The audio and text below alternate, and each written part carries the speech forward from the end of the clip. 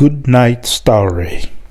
Once upon a time, in a cozy little town, there lived a boy named Max. Max loved to explore, and every evening after dinner, he would take his flashlight and venture outside to see what new discoveries awaited him. One clear night, as Max stepped into the cool air, he noticed something peculiar, a small, old bicycle leaning against the fence in a neighbor's yard. Intrigued, he decided to check it out. The bicycle was rusty and had seen better days, but it sparked Max's imagination. What stories could this bike tell? He wondered.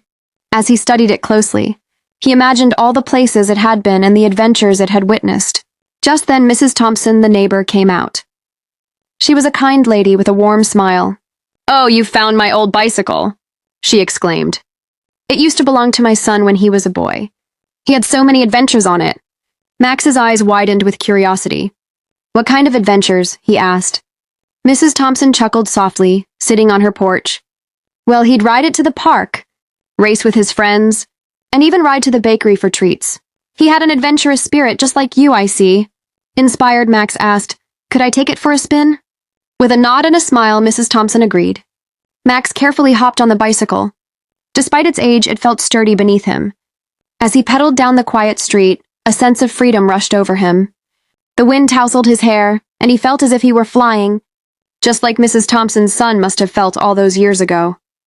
He rode past the park, where children were laughing and playing, and waved to his friends who were out on the playground. Max rode around the block, enjoying every moment. Then he decided to go to the bakery just like the boy from Mrs. Thompson's stories. When he arrived, the sweet aroma of freshly baked bread and pastries filled the air. He locked the bike and stepped inside. The friendly baker, Mr. Johnson, recognized him and smiled. "Max, what can I get for you tonight?" "I'd love a chocolate croissant, please," Max replied, his eyes lighting up at the thought. With a warm croissant in hand, he headed back outside, savoring the delicious treat. As he sat on a nearby bench, he listened to the sounds of the evening, crickets chirping, the soft rustle of leaves, and the laughter of children. It felt like the perfect ending to a little adventure. After finishing his croissant, Max rode the bike back to Mrs. Thompson's house, feeling grateful for the experience. "Thank you so much for letting me ride it," he said, returning the bicycle. Mrs. Thompson smiled warmly. "You brought it back to life for a night. Thank you for that, Max." As Max walked home under the starry sky, he felt a sense of joy in his heart. Even without magic, adventures could be found in the simplest things: a bicycle, a friendly neighbor, and a cozy town. That night, as he snuggled into bed, Max dreamed of the fun he'd had and all the adventures he would continue to seek out.